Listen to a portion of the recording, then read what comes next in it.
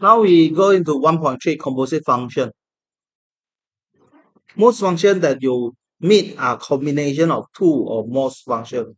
For example, the function 2x plus 5 is the function multiplied by 2 and then add 5. It is combination of two functions g and f, where gx is 2x and this is multiplied by 2. And then the fx is x plus 5. So 2x plus 5 is the function described as we first do g, then we do f. Okay, so this one is g, then this is fgx. Okay, look carefully, this is fgx, this is not gfx. Why it is fgx? Because you try to imagine we have the x, y, z here. Then the y is actually the gx. Then the z is actually the f of y. What is y? Y is gx. So this is fgx.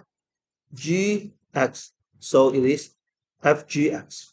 Okay. So from x to the z, it is fg, but not gf. So we first do g, then do f, then it is fg. Okay. Remember, the one that we do first is inside. Okay. So the one that we do first is inside. So what we do first is inside. Okay. When one function is followed by another function, the resulting function is called a composite function. There are three important points to remember that about composite function. Fg only exists if the range of g contained within the domain of f. In general, fgx not equal to gfx. There is some case they are same, but most of the case they are not same. So ffx we also write as f2x. So this is ffx. That is, we put fx inside fx. Okay. So for this one, now I want to show you this. Okay, I give a very simple example. Let's say we have the fx is equal to 2x plus 3, and then we have the gx equal to 4x plus 5. Then the fgx is f, inside we put gx. So gx is 4x plus 5. So this one, you try to imagine, this is gx. Okay, so this is gx. So we put the gx inside the fx. Okay, then now we substitute this whole thing into the fx. Then it will become this will come 2 4x plus 5 plus 3. Then 8x plus 10 plus 3. Then it is 8x plus 13. So after that, we have the gfx. So the gfx is, we put the fx inside the gx. This is 2x plus 3. Okay, so we have the gfx is here. So the fx is this.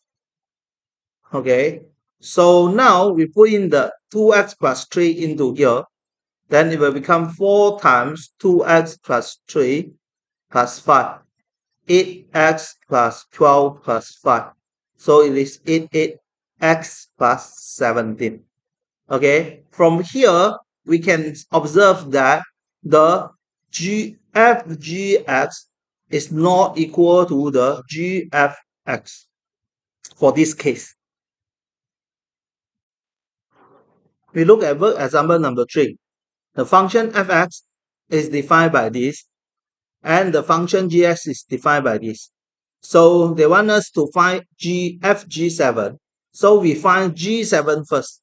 So g7 is, we substitute 7 into g here.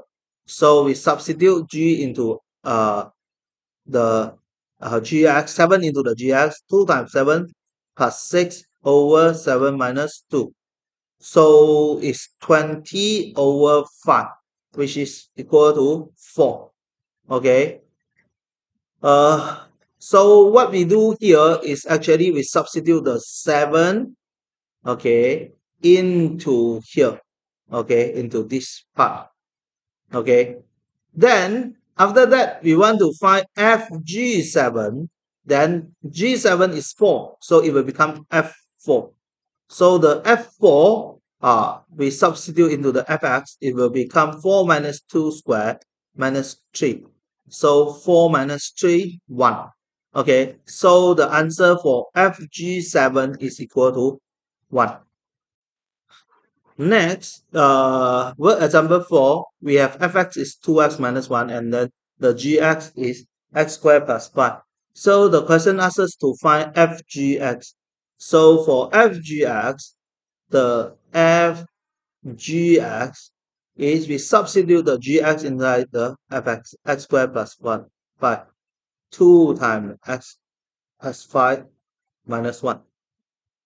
Okay, so you have the gx, okay, this is the gx. So you substitute the gx into here, okay, then this g inside here, 2 times this minus 1. Okay, so this will become 2x squared plus 10 minus 1.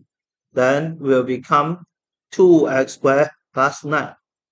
Okay, B, we want to find gfx. So we sub the fx inside the g. So this is 2x minus 1. So it will become 2x minus 1 squared plus 5.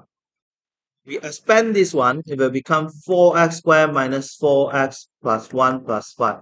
So it will become 4x squared minus 4x plus 6. Okay, so we have the fx is this one. Okay, so we substitute the fx, gfx. Okay, so we actually sub this one into the x here. So x squared plus 5. Okay, next we have the f2x. Okay, C, we have the f2x, then it is ffx. So we substitute fx into fx. So fx is 2x minus 1. 2x minus 1. So will become 2 times 2x minus 1 minus 1. Then it will come 4x minus 2 minus 1. Then it is 4x minus 3. Okay.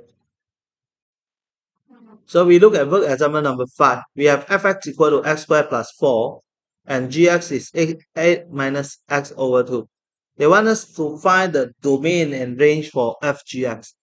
Okay. So we look at this. Okay, we have the fgx, so we do the gx first, then only we do the fx. Okay, so the gx, their domain is for the x greater than 4, and then for fx, so this one for fx, for the fx, it must be less than 0. But this is the gx here. Okay, so the gx must less than 0. So we have the 8 minus x over 2 less than 0, then x less than x over 2, then 16x then x greater than 16. So for this one, the first domain is x greater than 4. Okay, then the second domain is x greater than 16. So we have the 4 and 16 here, greater than 4 and greater than 16. So the one that overlap is over here only. So as a conclusion, the domain must be x greater than 16. Now we're done with the domain. So this is the domain of f.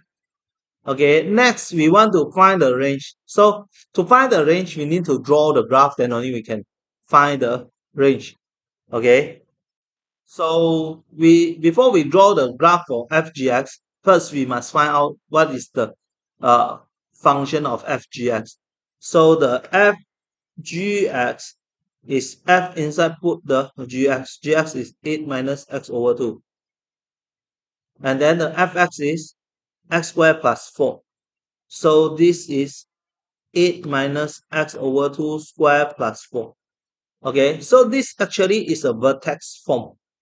Okay, so a vertex form, we know that the axis of symmetry is 8 minus x over 2 equal to 0, then 8 equal to 16. This one we done at the part that we find the domain.